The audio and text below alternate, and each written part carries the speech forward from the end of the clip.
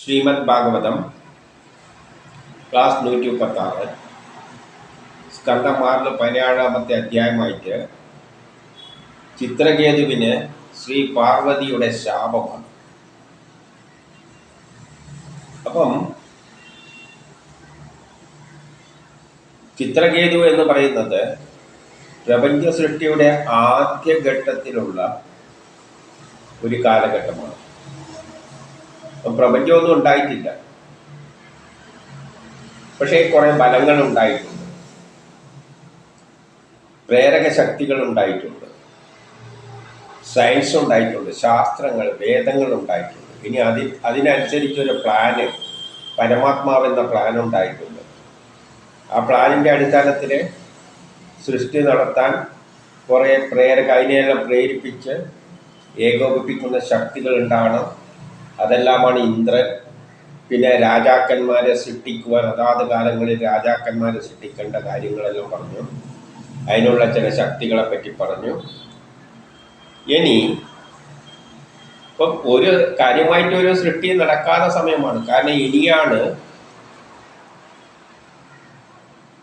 മരുത്തുക്കളുടെ കാര്യമെല്ലാം പറയാൻ പോകുന്നത്. പ്രപഞ്ചഘടന, 7 ലോകങ്ങളുടെ കാര്യമെല്ലാം. അപ്പോൾ അതിനു മുമ്പിലുള്ള ഘട്ടമാണ്. ഇന്ദ്രൻ ഉണ്ടായിട്ടുണ്ട്. എല്ലാ കർമ്മങ്ങളെ ഏകോപിപ്പിക്കുന്ന ശക്തിയായി ഇന്ദ്രനുണ്ട്. അപ്പോൾ അങ്ങനെയുള്ളൊരു സ്റ്റേജിൽ ഈ ചിത്രകേതുവിലൂടെയാണ് ഇനി,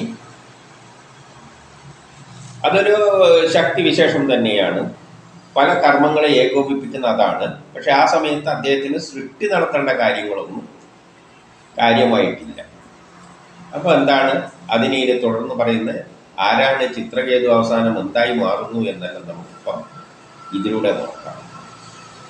ഒന്നിലെ ശ്രീ ശുഗൻ പറയുകയാണ്, ആദിശേഷൻ ഏതൊരിടത്തേക്ക് തിരോധാനം ചെയ്യുമ്പോൾ ആദിശേഷൻ ഊർജമാണ്. ഊർജം തിരോധാനം ചെയ്തു എന്ന് പറഞ്ഞു കഴിഞ്ഞാൽ ബ്രഹ്മത്തിൽ നിന്ന്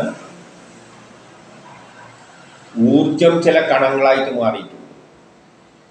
ബ്രഹ്മം ഊർജമായി മാറി, ആദിശേഷനായിട്ട് മാറി. ആദിശേഷൻ എന്ന് പറഞ്ഞാൽ തരംഗരൂപത്തിൽ ചിന്തിക്കാം. അത് ചില കണങ്ങളായിട്ടെല്ലാം മാറിയിട്ടുണ്ട്. ആ ഒരു ഘട്ടമായിട്ട് ഇതിനെ കാണാം.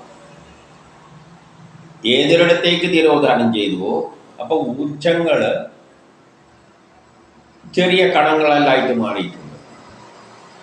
ആ ഇടത്തേക്ക് നമസ്കാരം ചെയ്ത ശേഷം, അപ്പം ആ ഒരു സ്റ്റേജിനെ നമസ്കരിക്കുന്നു ആര്? ചിത്രകേതു. അപ്പം ചിത്രകേതുവിൻ്റെ കാലഘട്ടത്തിൽ ഊർജം ഫണ്ടമെൻ്റൽ പാർട്ടിക്കിൾസ് എല്ലായിട്ട് മാറിയിട്ടുണ്ട്, അങ്കീരസുകളെല്ലായിട്ട് മാറിയിട്ടുണ്ട്. ആ ഘട്ടമാണ്. എന്നിട്ട് ചിത്രകേതു എന്ത് ചെയ്തു? അവയെ നമസ്കരിച്ചിട്ട് ആകാശത്തിലൂടെ സഞ്ചരിച്ചു. എന്നിട്ട് 2:3 പറയുകയാണ്, യോഗീവര്യനായ അദ്ദേഹം അതേസമയം ആത്മീയ തത്വങ്ങളെല്ലാം മനസ്സിലാക്കിയിട്ടുണ്ട്. പ്രപഞ്ചത്തിൻ്റെ പിന്നിലുള്ള ശക്തി എന്താണ്? ബ്രഹ്മം എങ്ങനെയാണ് പ്രപഞ്ചമായി മാറാൻ പോകുന്നത്, അത് എങ്ങനെയാണ് മനുഷ്യരെയെല്ലാം സ്വാധീനിക്കാൻ പോകുന്നത് എന്നീ കാര്യങ്ങളെല്ലാം, 2 തരം ലോകങ്ങൾ, ഭൗതിക, ആത്മീയം, ഇതെല്ലാമായിട്ടാണ് മാറാൻ പോകുന്നത്. അപ്പോൾ ആ ആത്മതത്വം എല്ലാം മനസ്സിലാക്കിയവൻ തന്നെയാണ്.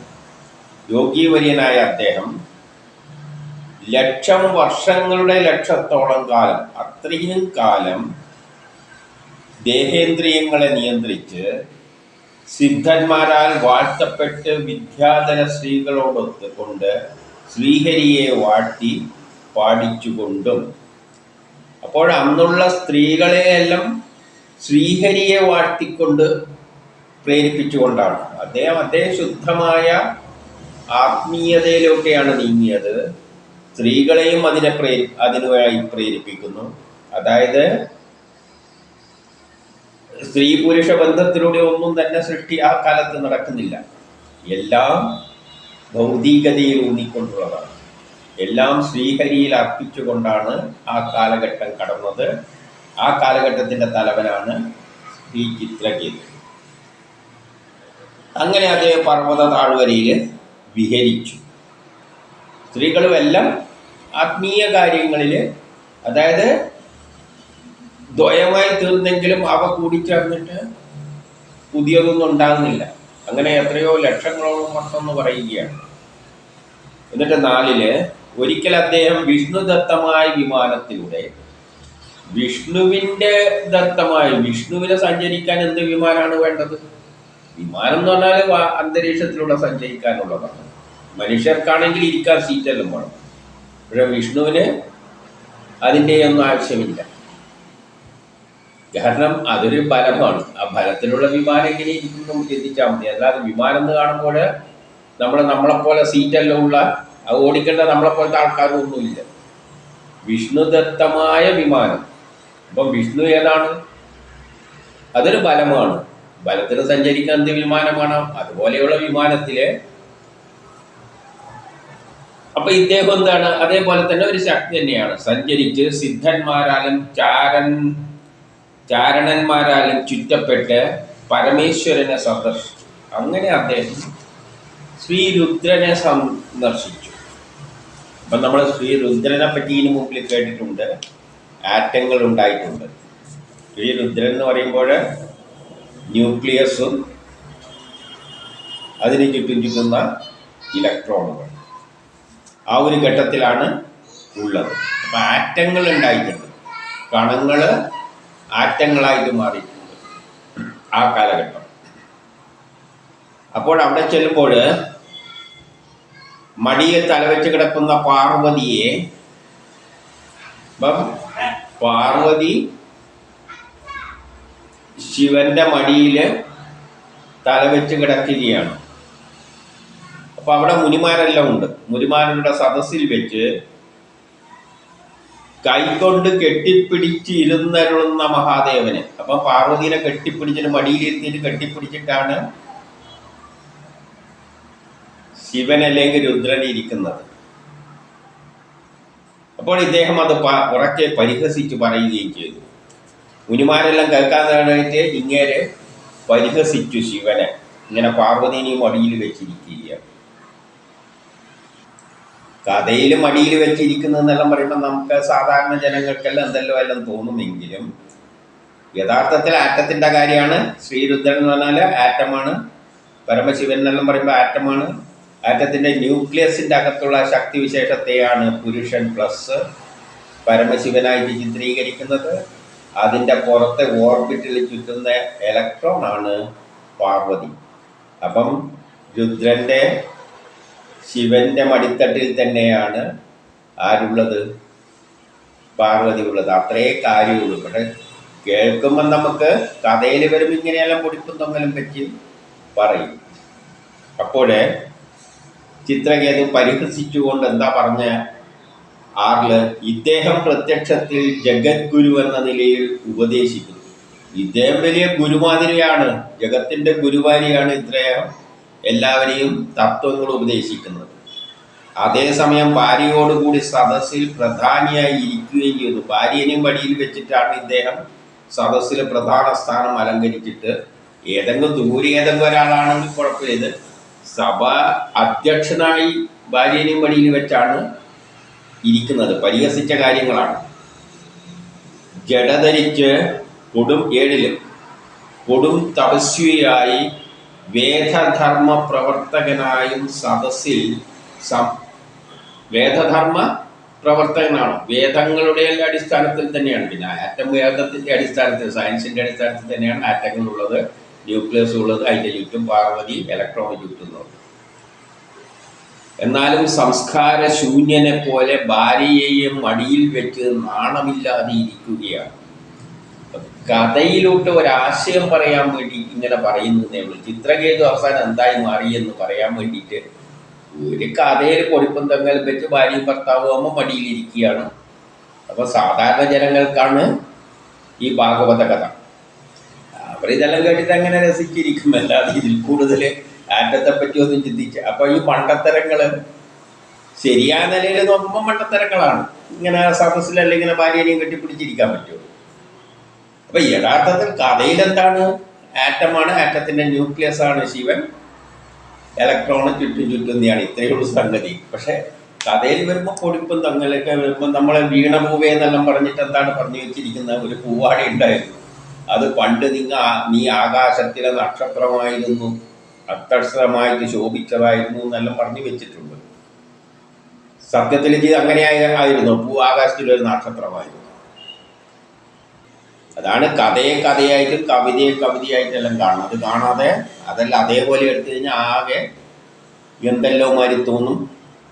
യുക്തിവാദികൾക്ക് പരിഹസിക്കാനുള്ള അവസരങ്ങൾ ഉണ്ടാക്കുക അതും പാടി നടന്നു കഴിഞ്ഞാൽ ശരിയായ അർത്ഥം മനസ്സിലാക്കിയിട്ട് വ്യാഖ്യാനിക്കാൻ പോണല്ലേ മിണ്ടാണ്ട് വായി മുട്ടി ഇരിക്കുക.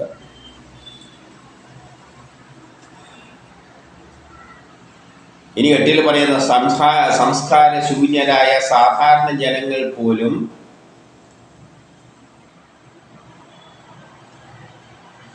പ്രായേണ ഏകാന്തതയിൽ മാത്രം സ്ത്രീയെ കൈകൊള്ളുന്നു. ഏകാന്തതയിൽ മാത്രമാണ് സ്ത്രീകളെ ഇങ്ങനെയല്ല. സാധാരണ ജനങ്ങൾ പോലും ഏകാന്തതയെ ആരും കാണാതെയാണ് സാധാരണ ജനങ്ങൾ ഇങ്ങനെ ഏകാന്തതയിലാണ് സ്ത്രീകളോട് പെരുമാറുന്നത്. എന്നാൽ ബ്രഹ്മനിഷ്ഠയെടുത്തിരിക്കുന്ന ഇദ്ദേഹം എന്ന് പറഞ്ഞാൽ ബ്രഹ്മനിഷ്ഠയെടുത്തിരിക്കുകയാണ്, ബ്രഹ്മസാക്ഷാത്കാരത്തിന്. പിന്നെ പെണ്ണിനെയാണ് ആദ്യം ഉപയോഗിക്കേണ്ടത്. അങ്ങനെയുള്ള ഇദ്ദേഹം സ്ത്രീയെ ചുമന്ന് നടക്കുകയാണ്. ഇതിൻ്റെ 9 ശ്രീ സുഗൻ പറയുകയാണ്, അപ്പോൾ പരമശിവൻ സദസ്സിൽ ഒന്ന് ചിരിച്ചുകൊണ്ട്, പരമശിവൻ എന്ത് ചെയ്തു? അത് കേട്ടപ്പോൾ സദസ്സിൽ ഒന്ന് ചിരിക്കുക മാത്രമേ ചെയ്തുള്ളൂ, മൗനിയായിരുന്നു.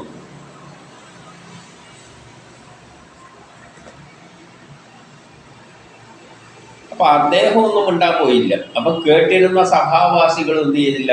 ഒന്നും മിണ്ടിയില്ല. ശിവനൊന്നും മിണ്ടിയില്ല, ഒന്ന് ചിരിച്ചിട്ട് അതേമാതിരി അങ്ങിയിരുന്നു.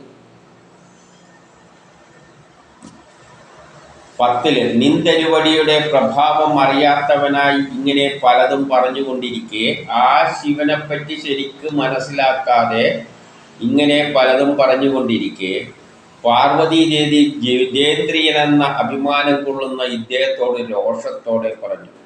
പാർവതി ദേവിക്കാണ് ദേഷ്യം വന്നത്, ജിതേന്ദ്രനായി നിൽക്കുന്ന ഇവൻ. അപ്പൊ അവൻ കേൾക്കെ ഉച്ചത്തില് പറഞ്ഞു. അപ്പൊ ഇതിലൂടെയെല്ലാം ഇതൊരു കഥരൂപത്തിൽ വെറുതെ പറയുന്നതാണ്. പക്ഷെ പറയുന്നതിലും പറഞ്ഞുകൊണ്ട് വരുമ്പോൾ ഒരു വിഷയത്തിലേക്ക് എത്തുന്നുണ്ട്. അതാണ് ശാസ്ത്രീയമായിട്ട് നമ്മൾ എടുക്കേണ്ടത്. അപ്പം പാർവതി പറയുകയാണ്,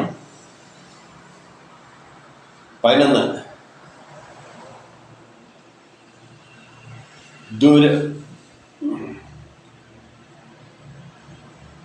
പറയാണ്, ദുഷിച്ചവരും ലജ്ജവിട്ടവരുമായ ഞങ്ങളെ പോലെയുള്ളവർക്ക് ശിക്ഷ വിധിക്കുന്ന അധികാരി ഇപ്പോൾ ലോകത്തിൽ ഇവനാണോ ഈ എല്ലാവരുടെയും കുറ്റവും കുറവുകളെല്ലാം നോക്കിയിട്ട് നമ്മളെ പോലെയുള്ളവർക്ക് ശിക്ഷ വിധിക്കാൻ പോകുന്നത്? അവനോട് ചോദിക്കുകയാണ്, ആര്? ചിത്രകേതുവോട്. 12 പറയാണ്, സദാചാര മുറ അറിയുന്നില്ല പോലും. നമുക്കൊന്നും സദാചാര മുറയൊന്നും അറിയുന്നില്ല എന്നാണ് ഇവൻ പറഞ്ഞുകൊണ്ടിരിക്കുന്നത്. ബ്രഹ്മാവിൻ്റെ പുത്രന്മാരായ ഭൃഗു, നാരദൻ എന്നിവർക്കും അവരെല്ലാം ഇടിയിരിക്കുന്നുണ്ട്.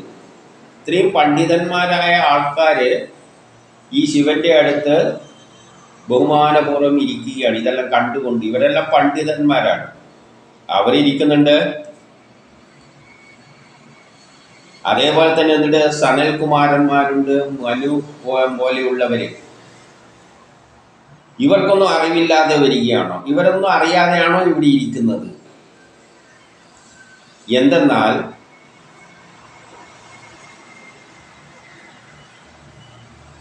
അവർ ശാസ്ത്രാനുശാസനയെ അതിക്രമിച്ച് വർത്തിക്കുന്ന ഈ ശിവനെ വിരോധിക്കുന്നില്ല. അവർക്കൊന്നും ശാസ്ത്രങ്ങളെപ്പറ്റി നല്ല പാണ്ഡിത്യമുള്ളവരാണ് അവർ, വേദശാസ്ത്രങ്ങൾ. അവരൊന്നും തന്നെ ഈ ശിവനെ നോക്കിയിട്ട് വിരോധിക്കുന്നില്ല. അവർക്കൊന്നും അതിലൊരു പ്രശ്നവും തോന്നുന്നില്ല. കാരണം എന്തുകൊണ്ട് തോന്നുന്നില്ല? ഇത് ഇലക്ട്രോൺ പ്രോട്ടോൺ പിന്നെ അങ്ങനെയല്ലാതെ എങ്ങനെയാണ് നിൽക്കുക? പക്ഷെ കഥയിൽ ഇങ്ങനെ ഇവന് ഒരു തരത്തെ പറയുന്നതേ ഉള്ളൂ, അല്ലാതെ വേറെ തരത്തിലൊന്നും കാണരുത്. ഇത് ഭൗതിക ലോകമല്ല, ഇവൻ ആത്മീയത്തിലേക്ക് പിടിച്ചു പോയതാണ്. ഭൗതിക ലോകത്തിലാണ് ഈ ആറ്റങ്ങളെല്ലാം ഉള്ളത്. അവൻ നോക്കുമ്പോൾ ഇതെല്ലാം വൃത്തികെട്ട പരിപാടിയാണ്. അവൻ ആത്മീയമായിപ്പോയി. അവൻ മുഴുവൻ വിഷ്ണു മാത്രമേ ഉള്ളൂ അവനെ സംബന്ധിച്ച്. ബാക്കിയെല്ലാം മിഥ്യയാണ്. അങ്ങനെ ഇരിക്കുന്ന ഈ ശിവനും പാർവതിയും ഇങ്ങനെ നിൽക്കുമ്പോൾ ഇതെല്ലാം കാണുമ്പോൾ അവന് അതെല്ലാം അവജ്ഞ തോന്നുകയാണ്. അതായത് നമ്മളിപ്പോൾ ഈ ജീവിതത്തിൽ ഇതെല്ലാം എല്ലായിടത്തുമുള്ള കാര്യങ്ങൾ തന്നെ ചിന്തിക്കും. ശിവനും പാർവതിയും ഭാര്യയും ഭർത്താവല്ല അങ്ങനെ ഇരിക്കുന്നതിലെന്ത് അതെ എല്ലാം അങ്ങനെ ചിന്തിക്കും.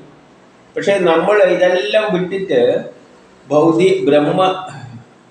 ബ്രഹ്മസാക്ഷാത്കാരത്തിന് പോകുമ്പോൾ നമുക്ക് ഈ കാണുന്നതെല്ലാം വെറും മിഥ്യ ചീള് കേസായിട്ട് പോകും. കാരണം ഇതെല്ലാം മായയിൽ അകപ്പെട്ടിട്ടുള്ള അജ്ഞാനമാണ്. ശിവനായാലും ശിവന്റെ മടിയിൽ പാർവതി ഇരിക്കുന്നത് എല്ലാം അജ്ഞാനമാണ്. ആറ്റങ്ങളും അജ്ഞാനമാണ്. അതെല്ലാം വെറും ഒരു മായ. ആ ബ്രഹ്മസാക്ഷാത്കാരം നേടിയവനെ സംബന്ധിച്ചിടത്തോളം ഈ ആറ്റങ്ങൾ ഉണ്ടാകുന്നത്, ഭൂമി ഉണ്ടാകുന്നത്, റോക്കറ്റ് വിടുന്നത് എല്ലാം വെറും ചീള് കേസുകളാണ്. ആ ലെവലിൽ നിന്നുകൊണ്ടാണ് ചിത്രകേതു സംസാരിക്കുന്നത്. എന്നാൽ പാർവതിയും ശിവനും ആകട്ടെ, ആറ്റങ്ങളാകട്ടെ ഭൗതിക ലോകം ഉണ്ടാക്കാൻ പോകുന്നവരാണ്. അവരെല്ലാം ഭൗതികവാദികളാണ്. അവരെ സംബന്ധിച്ചിടത്തോളം ഇങ്ങനെ മായയിൽ അകപ്പെട്ട് ആണ് പെണ്ണ് എന്ന ചിന്തയെല്ലാം അവരിൽ ഉണ്ട്. ആ ലെവലിൽ നിന്നും എത്രയോ ഉയർന്നതാണ് ചിത്രകേതു എന്നാണ് ഇവിടെ പറഞ്ഞുകൊണ്ടിരിക്കുന്നത്.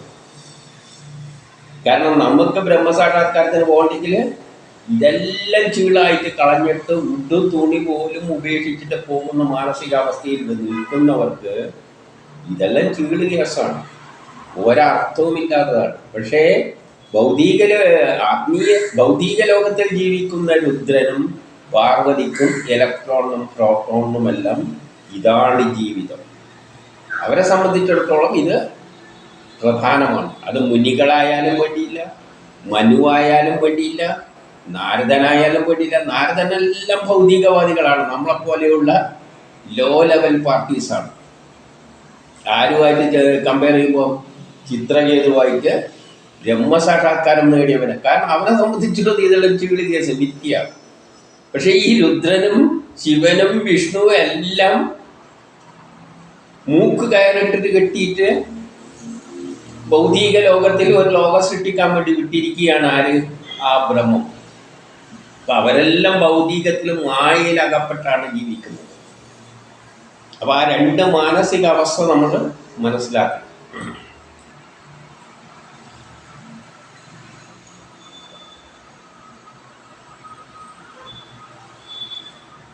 മിനിറ്റ് 13 പറയാണ്,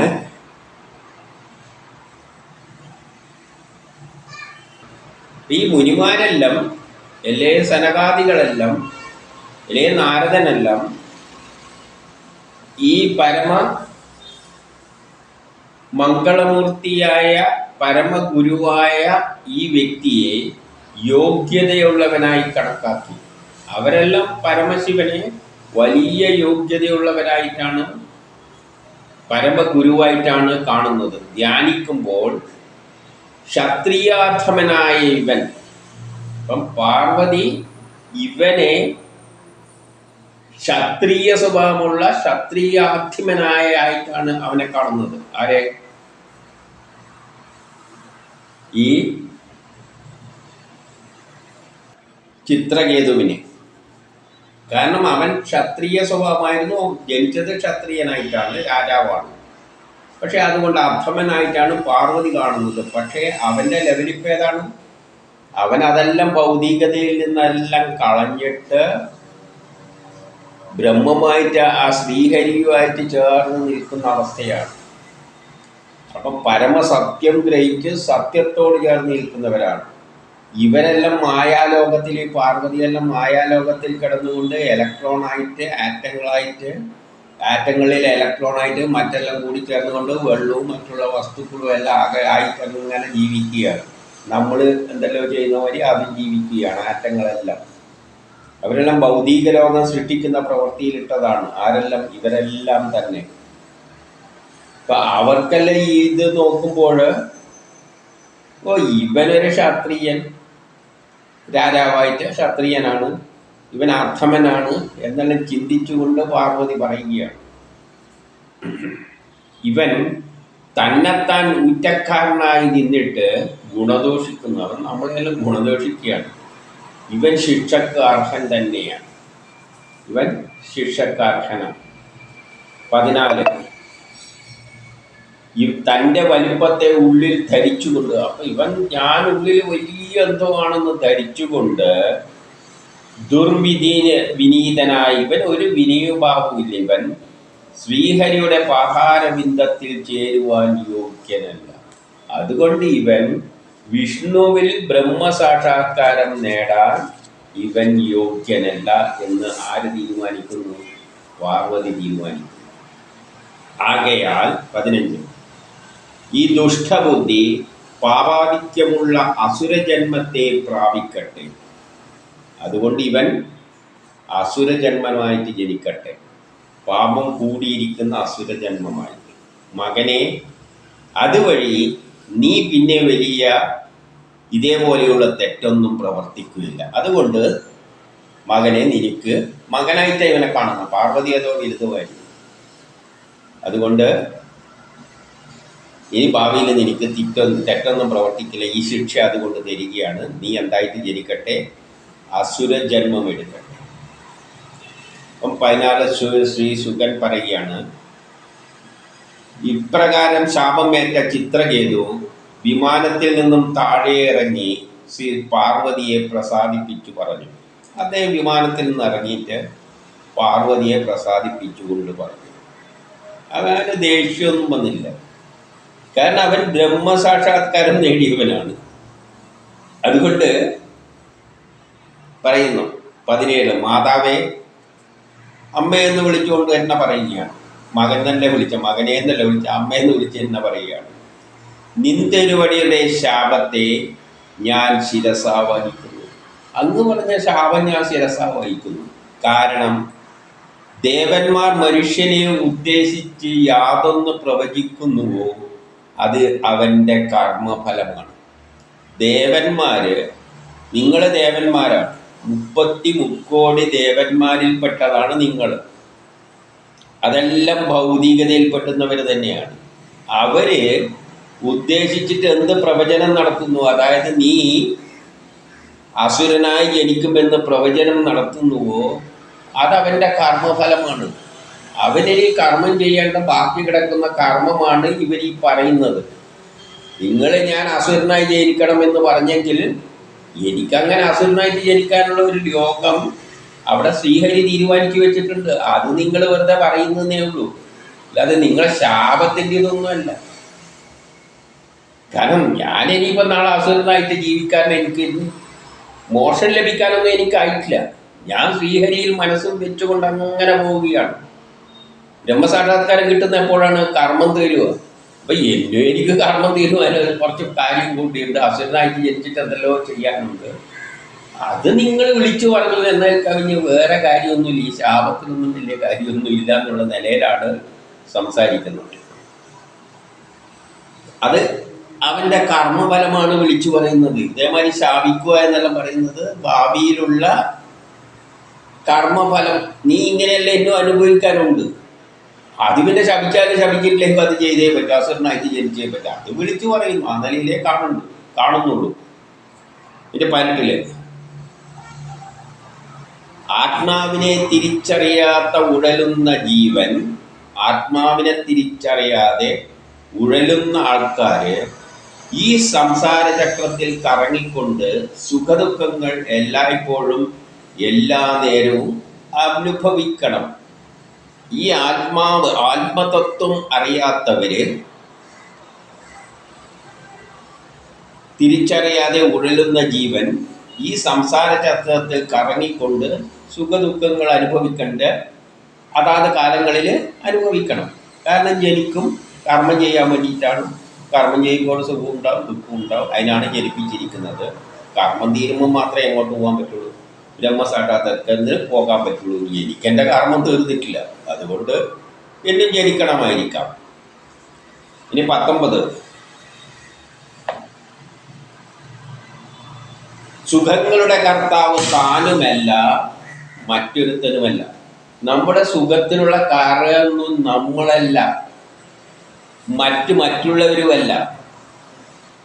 അറിവല്ലാത്തവർ താനെന്നും അന്യനെന്നും കാണും. ഈ അറിവില്ലാത്തവരാണ് എൻ്റെ സുഖത്തിൻ്റെ കാരണം ഞാനാണ്, അല്ലെങ്കിൽ എൻ്റെ സുഖത്തിൻ്റെ പാര വെക്കുന്നത് മറ്റവനാണ് എന്നെല്ലാം ചിന്തിക്കുന്നത്. ഇതിലൊന്നും അറിവില്ലാത്തവരെ സംബന്ധിച്ചിടത്തോളം അങ്ങനെ ചിന്തിക്കുന്നത്. എന്നെ സംബന്ധിച്ചിടത്തോളം എനിക്കറിയാം എല്ലാം ബ്രഹ്മത്തിൻ്റെ തീരുമാനം അനുസരിച്ചാണ് ഇവിടെ നടക്കുന്നത്. അപ്പം എനിക്ക് നാളെ അസുരനായി ജനിക്കാൻ യോഗമാണുള്ളത്. ഞാനത് അനുഭവിച്ച് നിൽക്കണം. ഇതിപ്പോൾ എന്ത് കാര്യം ഇരിക്കുന്നു? അതൊന്നും എൻ്റെ പാപം കൊണ്ടോ വേറെ ആളുടെ ചെയ്തി കൊണ്ടോ ഒന്നും സംഭവിക്കുന്നതല്ല. 20 മായക്കധീനമായ ഈ ലോകത്തിൽ ശാപവും അനുഗ്രഹം എന്താണ്?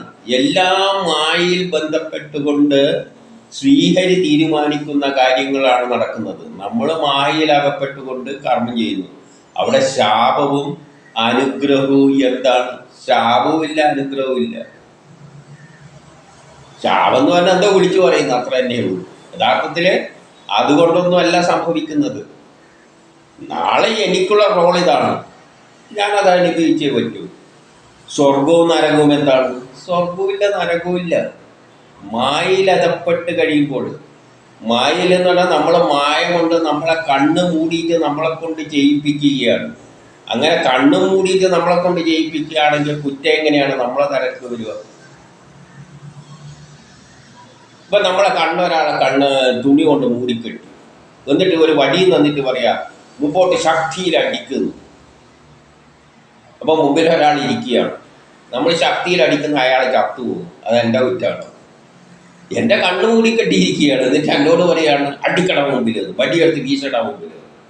നമ്മളാളെയൊന്നും കാണുന്നില്ല, അങ്ങ് വീശുന്നു. അപ്പോൾ ആളെയാവുന്നു. അതിൽ ഞാനെന്താ കുറ്റം? അതുപോലെ മായ കൊണ്ട് നമ്മളെ കർമ്മം മുഖമെല്ലാം മൂടിക്കെട്ടിയിട്ട് നമ്മളെ കൊണ്ട് എന്തെല്ലോ ചെയ്യിപ്പിക്കുന്നുണ്ട് ആ ശക്തി വിശേഷം. അതിൽ സ്വർഗം എവിടെ, നരകം എവിടെ, അത് തീരുമാനിച്ചമാര് പോകുന്നു. അതുപോലെ തന്നെ ശാപവും അനുഗ്രഹമൊന്നും, പ്രശസ്തിയിൽ ഈ ശാപത്തിലൊന്നും കാര്യമൊന്നുമില്ല. സുഖദുഃഖം എന്ത്? ഈ സുഖം ദുഃഖം എന്ന് പറയുന്നത് എന്ത്? അനുഭവിച്ചേ പറ്റും. അപ്പം നമുക്ക് ഒരു സ്വാതന്ത്ര്യവും ഇല്ല. നമ്മൾ നാളെ എന്താണെന്നല്ല അത് തീരുമാനിച്ച് എഴുതി വെച്ചിട്ടുണ്ട്. അപ്പം അതിൽ പിന്നെ ശപിച്ചത് കൊണ്ട് അതിൽ മാറ്റമൊന്നും വരാനൊന്നും പോകുന്നില്ല. ഈ ശപിക്കുന്ന ആൾക്ക് തന്നെ വിവരമില്ലാതെ എന്നാണ് പറഞ്ഞുകൊണ്ട് വരുന്നത്. കാരണം ഇവരെല്ലാം ഭൗതിക ലോകത്തിലെ ശിവനും പാർവതിയെല്ലാം ഇലക്ട്രോണുകളാണ്, ആറ്റങ്ങളാണ്. അതാണ് ഭൗതിക ലോകത്തിൽ മായയിൽ അകപ്പെട്ട് ലോകം ഉണ്ടായിക്കൊണ്ടിരിക്കുകയാണ്. ഇങ്ങേരാണെങ്കിൽ ഇതെല്ലാം വിട്ടിട്ട് മിഥ്യ എന്ന് കളഞ്ഞുകൊണ്ട് ശ്രീഹരിയെയും കൊണ്ട് മനസ്സുറപ്പിച്ച് നിൽക്കുന്ന വ്യക്തിയാണ്. പക്ഷേ ബ്രഹ്മസാക്ഷാത്കാരം കിട്ടിയിട്ടില്ല. കിട്ടാത്തത് കൊണ്ടാണ് ഇങ്ങനെ കുറച്ച് ചെയ്യേണ്ടിയും വന്നത്. നാളെ അസുരനായിട്ട് ജനിക്കണം. അതെല്ലാം ഓട്ടോമാറ്റിക്കായിട്ട് ആ ശക്തിയുടെ തീരുമാനമാണ്. 21 ഏകനായ ഈശ്വരൻ തൻ്റെ മായ കൊണ്ട് പ്രാണികളെ സൃഷ്ടിക്കുന്നു. അപ്പം ആ ഈശ്വരനാണ് തൻ്റെ മായ കൊണ്ട് പ്രാണികളെ സൃഷ്ടിക്കുന്നു. ഇവർക്ക് ബന്ധവും മോക്ഷവും സുഖവും ദുഃഖവും സൃഷ്ടിക്കുന്നു. അത് തന്നെയാണ് ബന്ധനങ്ങളിൽ ഏർപ്പെടുത്തുന്നതും സുഖം ഉണ്ടാക്കുന്നതും ദുഃഖം ഉണ്ടാക്കുന്നതും എല്ലാം അത് തീരുമാനിച്ച വഴിയാണ്. അതാകട്ടെ ഇപ്പോഴും നാടകത്തിലെ പോലെയാണ്.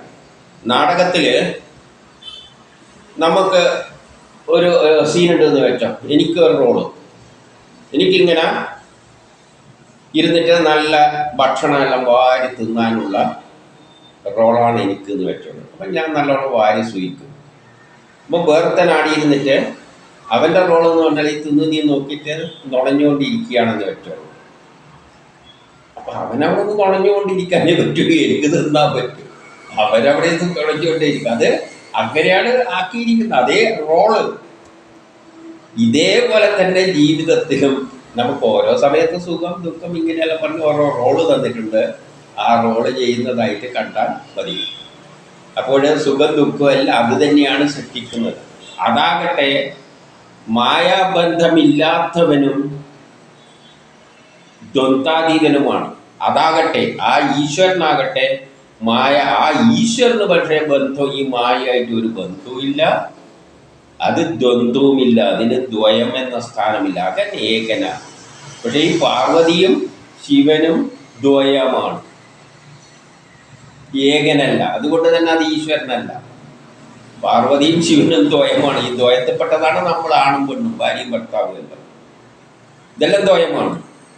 പാർവതിയും ശിവനും എല്ലാം ദ്വയം തന്നെയാണ്. വിഷ്ണു എല്ലാം ദ്വയം തന്നെയാണ്. നമ്മളെപ്പോലെ തന്നെയാണ്. ഓരോ കർമ്മത്തിന് വേണ്ടിയിട്ട് ഉണ്ടാക്കിയെടുത്തിരിക്കുകയാണ്. അവർ അത് കിടന്നിട്ട് അതിൻ്റെ ജോലിയും ചെയ്തുകൊണ്ട് അങ്ങനെ പോകുന്നു. അവർക്ക് വേറെ ഒരു ചുക്കും ചെയ്യാൻ പറ്റില്ല. എല്ലാം ആ ഈശ്വരനാണ്. പാർവതിയോടാണ് പറഞ്ഞു കൊടുക്കുന്നത്. ആര്? ചിത്രകേതു. 22 എല്ലാറ്റിലും ഏകഭാവത്തിൽ അത് വർത്തിക്കുന്നു. പക്ഷെ ആ ഈശ്വരന് എല്ലാത്തിലും ഏകഭാവത്തിലാണ്. അതായത് ചിത്രകേതു എന്ന എന്നിലും ആ ഈശ്വരൻ തന്നെയാണുള്ളത്. ശപിക്കുന്ന പാർവതിയിലും ആ ഈശ്വരൻ തന്നെയാണുള്ളത്. ആ ഈശ്വരൻ തന്നെയാണ് ഇപ്പുറത്തെ ഈശ്വരനെ ശപിക്കുന്നത്. നീയൊന്നുമല്ല ശപിക്കുന്നതെന്ന് പറയുകയാണ്. ഇതെല്ലാം നിന്റെ വായിൽ നിന്ന് അത് പറയിപ്പിക്കുന്നതാണ്. അതുകൊണ്ട് എല്ലാറ്റിലും ഏകഭാവത്തിൽ അത് വർത്തിക്കുന്നു. നിസ്സംഗതനായ അതിന് പ്രിയനും അപ്രിയനുമില്ല. അതിന് ഒന്നിലും ഒരു താല്പര്യവുമില്ല, അതിന് പ്രിയവുമില്ല. എന്നെയും അതിന് ഇഷ്ടമില്ല, നിന്നെയും വലിയ താല്പര്യമൊന്നുമില്ല. എന്നോടും വലിയ താല്പര്യമില്ല, നിന്നോടും വലിയ താല്പര്യമില്ല. എന്നോട് ദേഷ്യവുമില്ല, നിന്നോടും ദേഷ്യമില്ല. ആരോട്? ചിത്രകേതു പറഞ്ഞാൽ അർത്ഥം ഇതാണ്. പാർവതിയോടോ എന്നോടോ ആ ഈശ്വരന് വേറെ പ്രതിപത്തൊന്നുമില്ല. അത് തന്നെയാണ് നമ്മൾ രണ്ടുപേരും. പിന്നെ ആരെ ശപിക്കുന്നതിലാണ്? ഒരു ഈശ്വരൻ മറ്റൊരു അതേ ഈശ്വരനെ തന്നെ ശപിക്കുമോ? ഈ കൈ ഇപ്പുറത്തെ കൈനെ ശപിക്കുമോ? ഒന്ന് ആലോചിച്ച് നോക്കിയേ.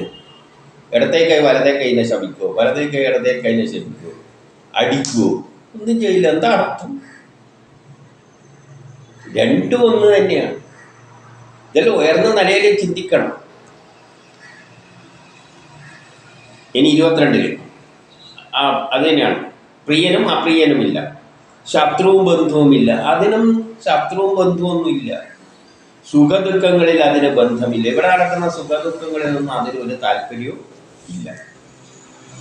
23 എന്നാലും അതിൻ്റെ മായാവൈഭവത്താൽ ഉണ്ടാകുന്ന പ്രാരബ്ധ കർമ്മഫലമായ സുഖദുഃഖത്തിനും ഇഷ്ടാനിഷ്ടത്തിനും ബന്ധമോക്ഷത്തിനും ജനന മരണത്തിനും കാരണമായിത്തീരുന്നു. പക്ഷേ അത് മായയാൽ നമ്മളിലെല്ലാം അതിനിതുമായിട്ട് ഒരു ബന്ധമില്ലെങ്കിൽ അത് മായയിലൂടെ നമ്മളിൽ എന്ത് ചെയ്യുന്നുണ്ട്?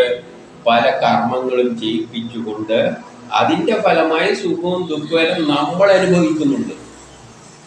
നമ്മളിൽ ബന്ധങ്ങൾ ഉണ്ടാകുന്നുണ്ട്. അതെല്ലാം ജനന മരണവും ഉണ്ടാകുന്നുണ്ട്. അതെല്ലാം അതുകൊണ്ട് തന്നെയാണ് ഉണ്ടാകുന്നത്. പക്ഷേ അതിന് ഒരാളുടെ കാര്യത്തിൽ ഒരാൾക്ക് ദുഃഖം ഉണ്ടാക്കിയെന്ന് വെച്ചിട്ട് അതോട് ദേഷ്യമുള്ളത് കൊണ്ടൊന്നുമല്ല. അപ്പോൾ ഈ സുഖ ദുഃഖം എങ്ങനെയാണ് വരുന്നത്? ഇതെല്ലാം ഗ്രഹങ്ങളാണ് തീരുമാനിക്കുന്നത്. ഗ്രഹങ്ങളിലെ സമയമനുസരിച്ചാണ് പ്ലാൻ ചെയ്തിരിക്കുന്നത്. അപ്പോൾ ഒരു ഗ്രഹം എന്നെ സംബന്ധിച്ചിടത്തോളം നല്ലതാണെന്ന് വെച്ചാലും ആ ഗ്രഹം എപ്പോഴും നല്ല ചെയ്യില്ല. കാരണം അതിങ്ങനെ ചുറ്റുമ്പോൾ ചില സ്ഥലത്ത് വരുമ്പോൾ നല്ലതാണ്, ചില സ്ഥലത്ത് മോശമാണ്. അപ്പം ചില സ്ഥലത്ത് നല്ല വരുമ്പോൾ എനിക്ക് വിദ്യ ആണെങ്കിൽ വിദ്യ തരും. ചില സ്ഥലത്ത് മോശം വരുമ്പോൾ ചിലപ്പം വിദ്യയിൽ തോറ്റൊന്നും വരും. അപ്പോൾ ഈ കറക്കം നല്ലതിലും മോശം അതങ്ങനെ പോവുകയാണ്. അതിൻ്റെ അനുസരിച്ച് ചിലപ്പോൾ നല്ല വരും, ചിലപ്പോൾ മോശം വരും. അതെല്ലാം ഓട്ടോമാറ്റിക്കായിട്ട് അങ്ങനെ ഒരു സിസ്റ്റമാണ് ഉണ്ടാക്കിയിട്ടിരിക്കുന്നത്. ഇപ്പം നമുക്കറിയാലോ, ഉഷ്ണകാലത്ത് ചിലവർക്ക് നല്ല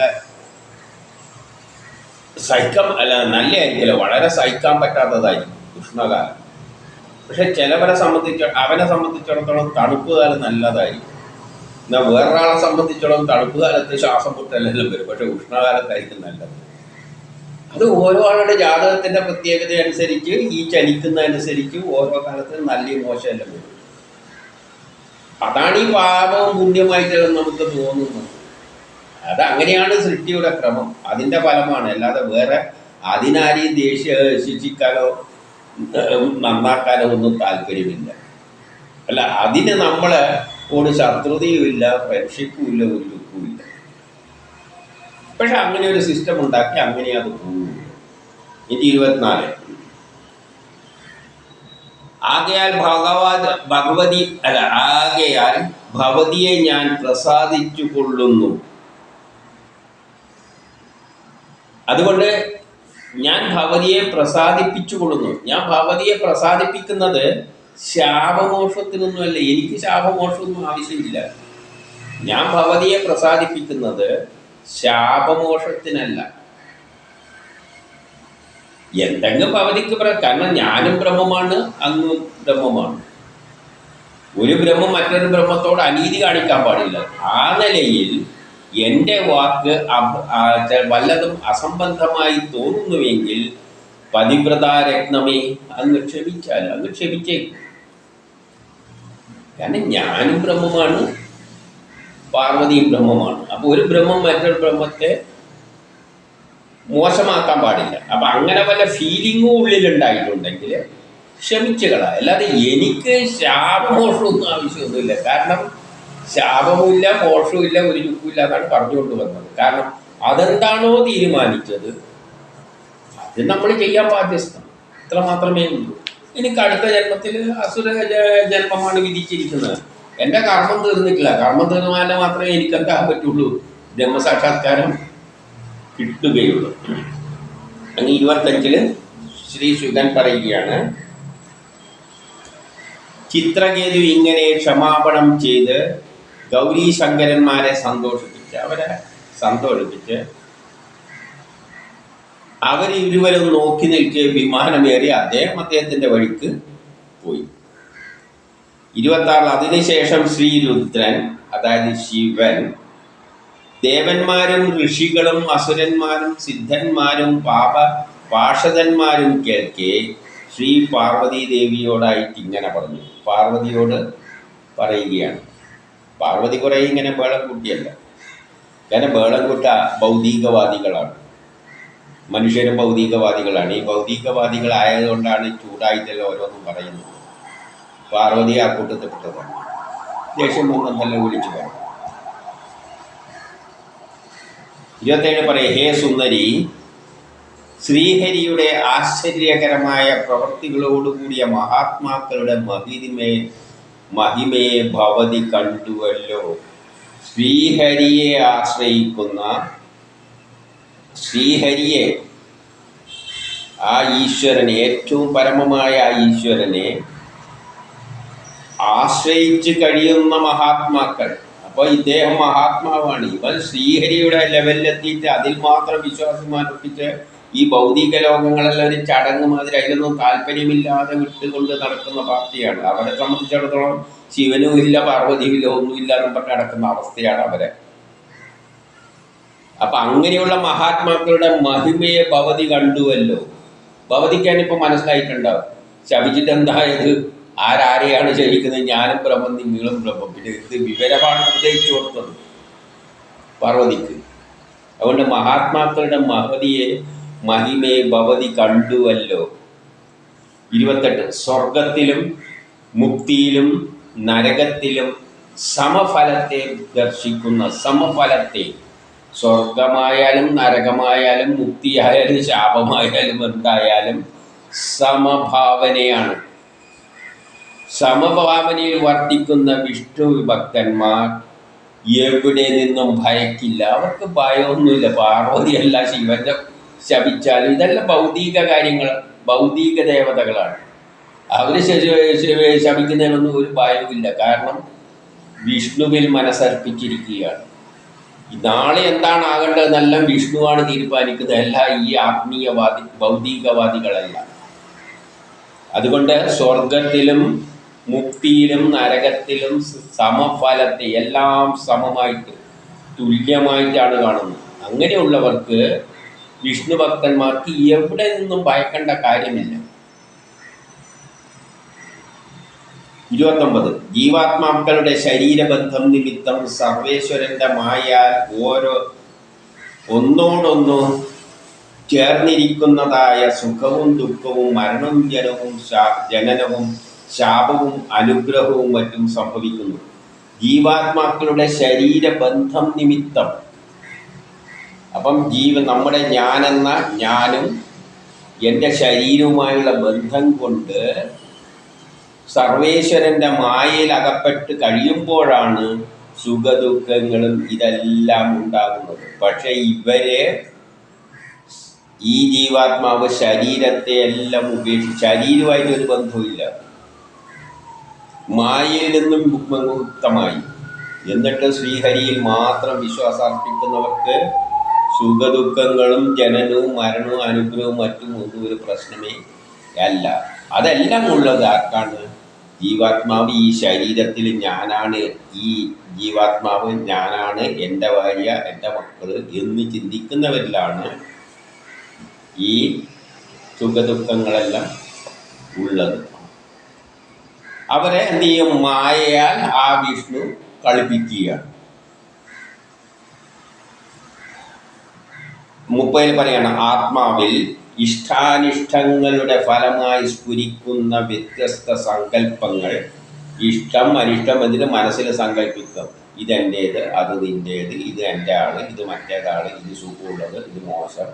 ഇങ്ങനെയുള്ള സങ്കല്പങ്ങൾക്ക് ഒരു വ്യക്തിക്ക് സ്വപ്നത്തിൽ അനുഭവപ്പെടുന്നത് പോലെ തത്വാവബോധത്തിൻ്റെ അഭാവത്താൽ ഉണ്ടാകുന്നതാണ് പൂമാലയെ സർപ്പമായി കാണുന്നത് പോലെ.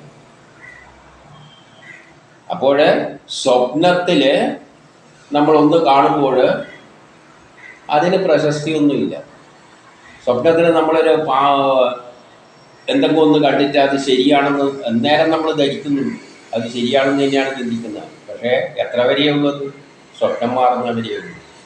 അതുപോലെ തന്നെയാണ് മായയിൽ അകപ്പെട്ട് കഴിയുമ്പോൾ എന്തെല്ലോ നമുക്ക് ഭ്രമങ്ങൾ ഉണ്ടാകും. അത് മായ നീങ്ങുന്നത് വരെ അതുണ്ടാകും. അതിൽ നിന്ന് മോക്ഷമൊന്നും കിട്ടില്ല. ഒരു പൂമാല കണ്ടിട്ട് നമ്മൾ രാത്രി ഒരു പൂമാല കണ്ടിട്ട് പാമ്പ് എന്ന് ധരിക്കുകയാണെങ്കിൽ കാണുന്ന സമയം വരെ അത് എന്ത് തന്നെയാണ്? നമ്മളത് പൂമാലയാണ് എന്ന് മനസ്സിലാക്കുന്നത് വരെ നമ്മളെ സംബന്ധിച്ചിടത്തോളം അത് പാമ്പ് തന്നെയാണ്. ആ അവസ്ഥയാണ് മായയിൽ അകപ്പെട്ടാൽ എന്ന് പറയുകയാണ്. 31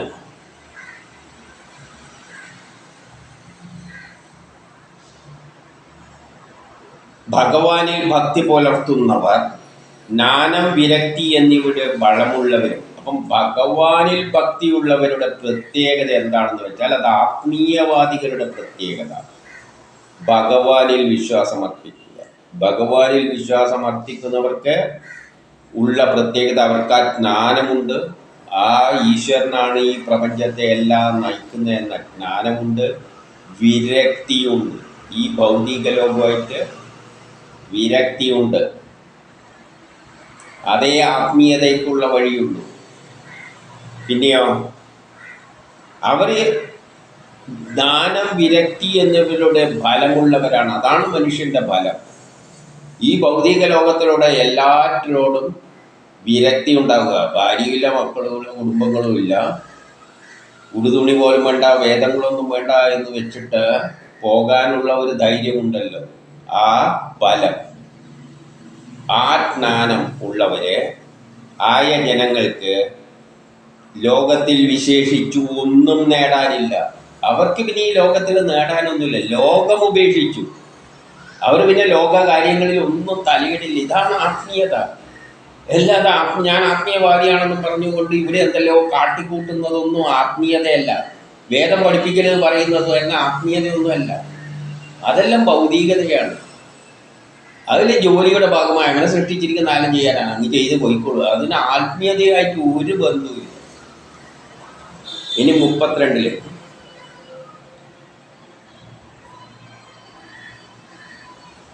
യാതൊരു ഭഗവാന്റെ അഭിമാനത്തെ ഞാനായ ശിവനും, ഇതെല്ലാം ശിവൻ പാർവതിയോട് പറയുകയാണ്, യാതൊരു ഭഗവാന്റെ അഭിമതത്തെ ഞാൻ, അതായത് ശിവനും ബ്രഹ്മാവും സനൽകുമാരന്മാരും നാരദനും ഋഷികളും ഇന്ദ്രിയാദി ദേവകളും അറിയുന്നില്ല.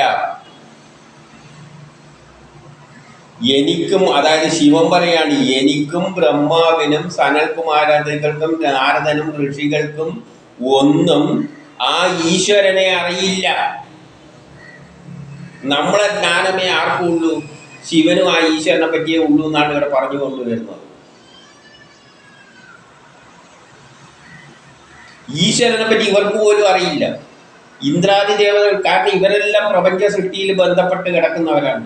പ്രപഞ്ചം സൃഷ്ടിക്കുക, സംരക്ഷിക്കുക, സംഹരിക്കുക, ഇതിൽ പെട്ടുന്ന അവരെ സൃഷ്ടി നടത്തുന്നു, നമ്മളെ സൃഷ്ടി നടത്തുന്നില്ല. യൂട്യൂബ് ഉണ്ടാക്കുന്ന ഒരു സൃഷ്ടിയല്ലേ. അവർ വലിയ വേറെ എന്തെല്ലാം ഉണ്ടാക്കുന്നു, നമ്മൾ യൂട്യൂബ് ഉണ്ടാക്കുന്നു. അത് കാരണം അത്ര ജോലിയെ നമ്മളെ ഏൽപ്പിച്ചിട്ടുള്ളൂ.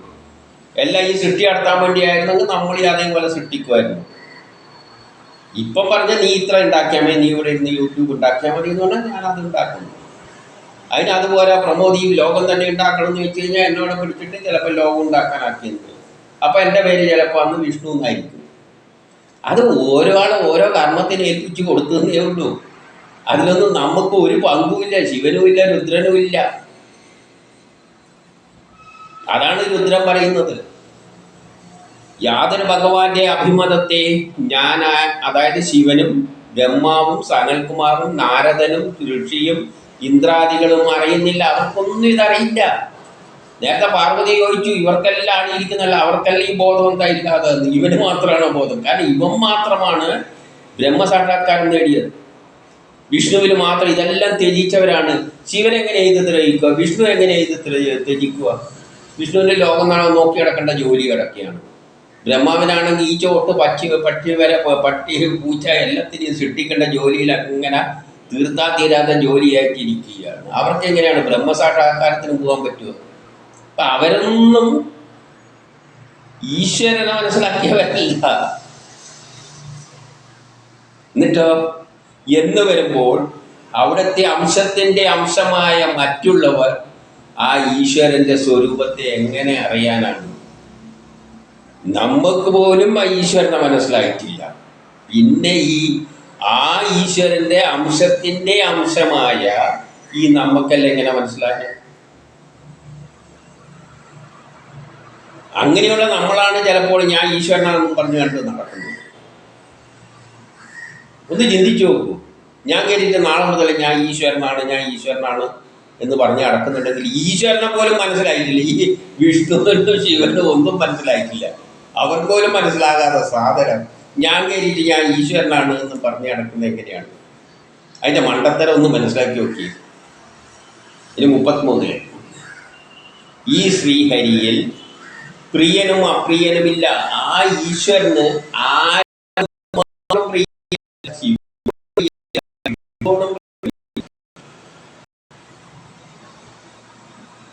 ആരോടും പ്രിയമില്ല, അപ്രിയമില്ല. ആരോട് ഇഷ്ടക്കേടും ഇല്ല. സ്വന്തമായിട്ട് ആരുമില്ല അദ്ദേഹത്തിന്. ചില മതങ്ങളെല്ലാം പറയുന്ന കേട്ടോ, ഈശ്വരൻ വന്നിട്ട് എൻ്റേതായ ഒരു വിഭാഗത്തെ സൃഷ്ടിച്ചിട്ട് ആ പക്ഷത്ത് നിന്നുകൊണ്ട് മറ്റന്മാർക്ക് പാര വെക്കുന്നു. എന്തൊരു തരം ഈശ്വരനിടത്ത് ഇവിടെ പറയുന്ന ഈശ്വരനെ തന്നെ മനസ്സിലാക്കാൻ പറ്റില്ല. ആ ഈശ്വരന് സ്വന്തമായിട്ട് ആരുമില്ല, അന്യന്മാരുമായിട്ട് ആരുമില്ല. അദ്ദേഹം എല്ലാറ്റിൻ്റെയും ആത്മാവാണ്. എല്ലാറ്റിൻ്റെയും ഉള്ളിലത് ആത്മസ്വരൂപത്തിൽ നിൽക്കുന്നു.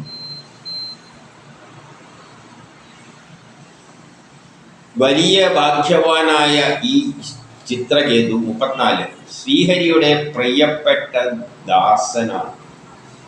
അപ്പോൾ എന്നാൽ ഈ ചിത്രകേതു ആകട്ടെ ശ്രീഹരിയുടെ പ്രിയപ്പെട്ട ദാസനാണ്. ശ്രീഹരിയിൽ മനസ്സർപ്പിച്ചങ്ങ് ജീവിതം പോക്കുന്നവനാണ്.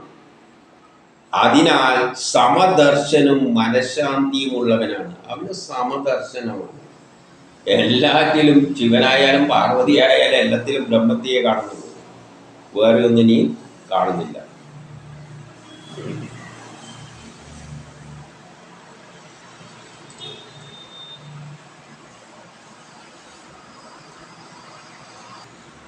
ഞാനും ശ്രീഹരിയുടെ പ്രീതിപാത്രമാണ്. ശിവൻ പറയാണ് ശ്രീഹരിയുടെ പ്രീതിപാത്രമാണെന്ന് പറഞ്ഞാൽ ശ്രീഹരിയും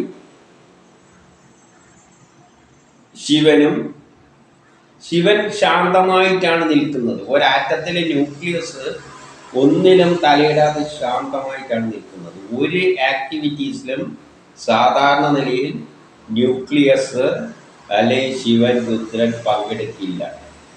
പങ്കെടുക്കുന്നത് പുറത്തുള്ള ഇലക്ട്രോണുകളാണ്, പാർവതി പോലെയുള്ളവരാണ്.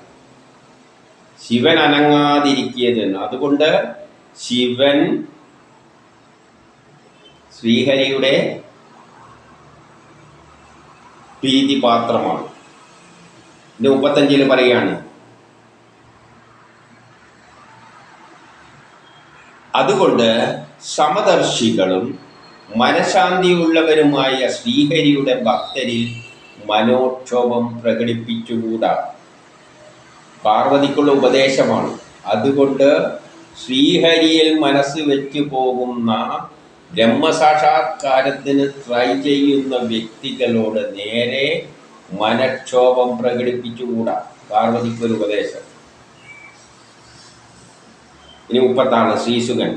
ശ്രീ പരമേശ്വരൻ്റെ ഉപദേശവചനം കേട്ട മാത്രയിൽ ശ്രീ പാർവതി മനക്ഷോഭം വിട്ട് ശാന്തയായി. പാർവതി ശാന്തയായി. പകരം 37 പകരം ശപിക്കുവാൻ ധാരാളം കാര്യങ്ങളുണ്ടായിട്ടും വേണമെങ്കിൽ ചിത്രകേതുവിന് പാർവതിനെ ശപിക്കാമായിരുന്നു. പക്ഷേ പകരം ശപിക്കാൻ കുറേ കാര്യങ്ങളുണ്ട്. എന്നിട്ടും ഭഗവത് ഭക്തനായ ചിത്രകേതു ശാപത്തെ ശിരസാൽ വഹിച്ചുകൊണ്ട് നല്ല ഭക്തൻ്റെ ലക്ഷണം ഇതിനാൽ മനസ്സിലാക്കണം. ഇതാണ് യഥാർത്ഥ ഭക്തൻ്റെ ലക്ഷണമെന്ന് ഇതിനാൽ മനസ്സിലാക്കണം. വേണമെങ്കിൽ ശപിക്കാൻ കഴിവുണ്ടായിരുന്നു, എന്നിട്ടും എന്ത് ചെയ്തില്ല? ശപിച്ചില്ല. ശപിക്കുക എന്ന് പറയുമ്പോൾ ഭൗതിക ലോകത്തിൽ താല്പര്യമുണ്ട്. ക്രോധത്തെ എല്ലാം അടക്കുകയാണ് ബ്രഹ്മസാക്ഷാത്കാരത്തിലുള്ള വഴി. അപ്പം അങ്ങനെ പോകുന്ന ശ്രീ ചിത്രകേതു നാളെ ശപിച്ചു എന്ന് പറഞ്ഞു കഴിഞ്ഞാൽ ഈ ഭൗതിക ലോകത്തിലുള്ള ഈ പാർവതിയെയും ശിവനെയും എല്ലാം ശപിക്കുക എന്ന് പറഞ്ഞു കഴിഞ്ഞാൽ അവരെല്ലാം ഭൗതിക ലോകത്തിൽ ജീവിക്കുന്നവരാണ്. ഇദ്ദേഹമാണെങ്കിൽ ബ്രഹ്മസാക്ഷാത്കാരം നേടാൻ വേണ്ടി പോകുന്ന വ്യക്തിയാണ്, ശ്രീഹരിയുടെ ഭക്തനാണ്. അദ്ദേഹം ശപിക്കുക എന്ന് പറഞ്ഞാൽ ഭൗതിക ലോകത്തിലേക്ക് അദ്ദേഹം വന്ന് വീട് കഴിഞ്ഞു, ചളിക്കുണ്ടിൽ വീട് കഴിഞ്ഞു. അതുകൊണ്ട് അദ്ദേഹം ശാപമെല്ലാം ഏറ്റെടുത്തു. അപ്പം ഈ ഗുണം മനസ്സിലാക്കണം. ബ്രഹ്മസാക്ഷാത്കാരത്തിന് പോകുന്നവര് എന്ത് തന്നെ ഉണ്ടായാലും ഉള്ളില്ല. കാരണം അവർക്ക് ഈ ശരീരം ഉപേക്ഷിച്ച് കേൾക്കാനും കാണാനും ഒന്നും നിൽക്കാത്ത പാർട്ടികളാണ്. പ്രത്യക്ഷവും പരോക്ഷവുമായ അറിവുകൾ ചേർന്ന ചിത്രകേതു അസുരമായ ജന്മത്തെ അവലംബിച്ച് വൃത്രൻ എന്ന പേരിൽ ത്വഷ്ടാവിൻ്റെ പുത്രനായി ജനിച്ചു. അപ്പോൾ വൃത്രനായിട്ട് ഈ ചിത്രകേതുവാണ് വന്നത് ശാപം കൊണ്ടൊന്നുമല്ല. ദേവന്മാര് നാളെ സംഭവിക്കാൻ പോകുന്നത് ശാപരൂപത്തിൽ പറയുന്നു എന്നതിൽ കവിഞ്ഞ് വേറെ പ്രാധാന്യമില്ലെന്ന് ചിത്രകേതു തന്നെ പറഞ്ഞു. ചിത്രകേതുവിൻ്റെ ജോലി വൃത്രന്റെ സ്ഥാപനം ഭാഗമാണ്. ഭൗതിക ലോകത്തിൽ അദ്ദേഹത്തിന് മോക്ഷമൊന്നും കൊടുത്തില്ല. മോക്ഷം കൊടുക്കാനുള്ള സമയമായിട്ടില്ല, അദ്ദേഹത്തിൻ്റെ ജോലി തീരണ്ടല്ലോ. പിന്നെ വൃത്രന്റെ ജോലിയാണ്. വൃത്രൻ എന്ന് പറയുന്നത് ഇന്ദ്രനാണ്. എല്ലാ കർമ്മത്തിനും പ്രേരിപ്പിച്ച് എല്ലാ കർമ്മത്തെയും ഏകോപിപ്പിച്ച് ലോക സൃഷ്ടിക്ക് വേണ്ടി പ്രവർത്തിക്കുന്ന ശക്തി. ന്യൂട്ടന്റെ സെക്കൻഡ് ലോ, രജോ ഗുണം. ലോകത്തെ മുന്നോട്ടേക്ക് നയിക്കാൻ പോകുമ്പോൾ ന്യൂട്ടന്റെ തേർഡ് ലോ പ്രകാരം there is a force which is opposing it, തമോ ഗുണം. അതിനെ എതിർക്കുന്ന ഒരു പ്രവൃത്തിയുണ്ട്. അപ്പോൾ ലോകത്തെ സൃഷ്ടി നടത്തുമ്പോൾ എപ്പോഴും എതിർപ്പുണ്ട്. നമ്മളിപ്പോൾ ഇവിടെ എഴുന്നേൽക്കുന്നുണ്ടെങ്കിൽ തന്നെ ഇങ്ങനെ ഇരിക്കുന്നതിനാണ് സത്വഗുണം എന്ന് പറയുന്നത്, ന്യൂട്ടന്റെ ഫസ്റ്റ് ലോ. ഇതിൽ നിന്നും എഴുന്നേൽക്കണ്ടിക്ക് നമ്മളൊരു ബലം പ്രയോഗിക്കണം. ബലം പ്രയോഗിക്കുമ്പോൾ കസേല ഭൂമി താഴത്തോട്ടേക്ക് പിടിച്ചു വലിക്കും. അതിനെതിരായിട്ടാണ് ബലം പ്രയോഗിക്കേണ്ടത്. So there is a force and a reaction. അപ്പം ഇതെപ്പോൾ ഒരു ജോഡിയാണ്. അപ്പം ജോഡിയാണ് വൃത്രൻ. ലോകത്തെ മുന്നോട്ടേക്ക് നയിക്കാൻ വേണ്ടി ശ്രമിക്കുന്ന പ്രേരക ശക്തി ഇന്ദ്രനും. അപ്പോൾ അതിൻ്റെ റിയാക്ഷനാണ്, ഈ റിയാക്ഷൻ എന്ന് പറയുന്നതാണ് വൃത്രൻ, അതിനെ എതിർക്കുന്ന ശക്തി. ന്യൂട്ടന്റെ തത്വപ്രകാരം ഇത് രണ്ടും എപ്പോഴും ഉണ്ട്. അപ്പം അതാണ് ഈ വൃത്രന്റെ ജോലി അസുരനായിട്ട്. എന്തുകൊണ്ടാണ് അസുരൻ എന്ന് പറഞ്ഞാൽ എതിർക്കുന്ന പാർട്ടിയാണ്, പുരോഗതിയിലേക്ക് പക്ഷേ രണ്ടും ഉണ്ടായാലേ പറ്റൂ. ഒരു ഫോഴ്സിൽ every action there is equal and opposite reaction. അതുണ്ടായേ പറ്റും. ഇത് ഏതാണ് നല്ല മോശം എന്നൊന്നും പറയുന്നില്ല, ഒന്നുണ്ടെങ്കിലും മറ്റേതും ഉണ്ടാകണം. അതിൽ ഈ റോള് ഇന്ദ്രന് കൊടുത്തു, ഈ റോള് വൃത്രനും കൊടുത്തു. ചിത്രകേതുവിന് വൃത്തൻ എന്ന പേരിലും കൊടുത്തു. അപ്പം വൃത്രരാരാണെന്ന് നമ്മൾ മനസ്സിലാക്കി.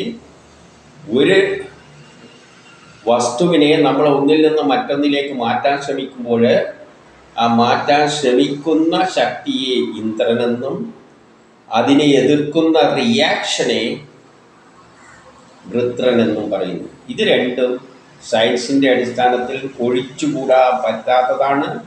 ഇത് ഒറ്റയായിട്ട് നിൽക്കാൻ പറ്റില്ല. ആക്ഷൻ ഉണ്ടെങ്കിൽ റിയാക്ഷനും ഉണ്ട്. ന്യൂട്ടൺ തറപ്പിച്ച് പറഞ്ഞു, വേദങ്ങളും അത് തന്നെ പറയുന്നു. അതിന് സയൻസ് ആക്ഷനെന്നും റിയാക്ഷനും പേര് കൊടുത്തെങ്കിൽ വേദങ്ങൾ അതിന് ഇന്ദ്രനെന്നും വൃത്രനെന്നും പേര് കൊടുത്തു. ആ നിലയിൽ കണ്ടാൽ 39 അസുരജാതിയിൽ ജനിച്ചവനായിട്ടും വൃത്രന് ഭഗവാനിൽ മനസ്സ് ചെന്നതിൻ്റെ കാരണം ഞാൻ ഇതിനാൽ പറഞ്ഞു കഴിഞ്ഞു. എന്തുകൊണ്ടാണ് വൃത്രൻ അസുരനായിട്ട് ജനിച്ചിട്ടും ഭഗവാനിൽ തന്നെ വിശ്വാസം അർപ്പിക്കുന്നത്? കാരണം രണ്ടു പേരും ചെയ്യുന്നത് ഈശ്വര നിശ്ചയപ്രകാരമാണ്, ഈശ്വരൻ്റെ അല്ലെങ്കിൽ സയൻസിൻ്റെ നിശ്ചയപ്രകാരമാണ്. ആക്ഷൻ ഉണ്ടെങ്കിൽ റിയാക്ഷൻ ഉണ്ടാകണം.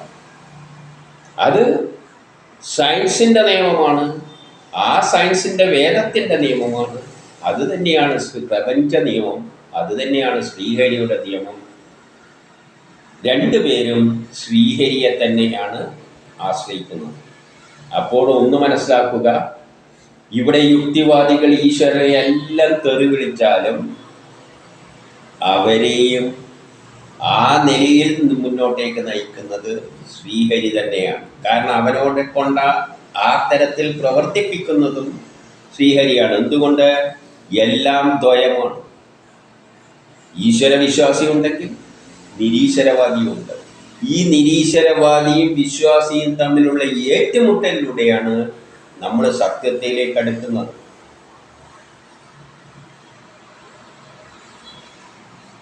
ഈ വേദങ്ങളെല്ലാം ഭാഗവതമെല്ലാം മണ്ടത്തരമാണെന്ന്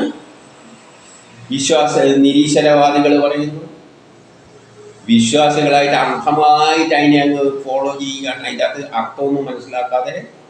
പക്ഷേ ചിലവർ അതിൻ്റെ ഇറക്ക് നിന്നുകൊണ്ട് ഈ രണ്ട് തർക്കങ്ങളും ശ്രദ്ധിച്ചുകൊണ്ട് അതിൻ്റെ ഇടക്കിലൂടെ സത്യങ്ങളെ തിരിച്ചറിയാൻ ശ്രദ്ധിക്കുമ്പോഴാണ് നമ്മൾ ഭാഗവതത്തിലെ സയൻസിലേക്ക് എത്തിച്ചേരുന്നത്.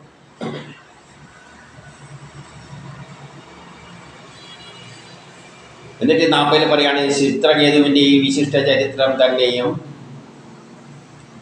വിഷ്ണു ഭക്തന്മാരുടെ മഹാത്മ്യത്തെയും, ഈ ചിത്രകേതുവിൻ്റെ ചരിത്രം വിഷ്ണു ഭക്തന്മാരുടെ മഹാത്മ്യത്തെയും കേട്ടാൽ സംസാര ബന്ധത്തിൽ നിന്നും മോചനം ലഭിക്കും. ഇത്രയും വലിയ ശാസ്ത്രതത്വം കേട്ടാൽ സംസാര ചക്രത്തിൽ നിന്നും മോചനം ലഭിക്കുന്നതിന് ഈ സത്യം മനസ്സിലാക്കി കഴിഞ്ഞാൽ പിന്നെ നമ്മുടെ ജീവിതം എങ്ങനെ കൊണ്ടുപോകും?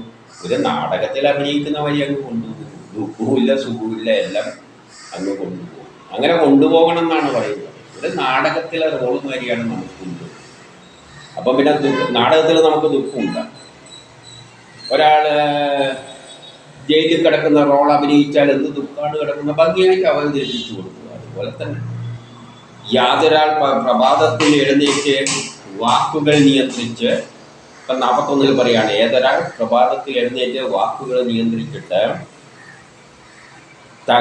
തിളക്കമുള്ള ബുദ്ധിയോടെ ഈ ചരിത്രം പാരായണം ചെയ്ത അയാൾ അത്യുന്നത നിലയിൽ എത്തിച്ചേരും. അതായത് ഈ സത്യങ്ങൾ മനസ്സിലാക്കി കഴിഞ്ഞാൽ നമ്മൾ അത്യുന്നത നിലയിലാണ്, ആ പ്രപഞ്ച രഹസ്യത്തിലേക്കാണ് എത്തിച്ചേരുന്നത്.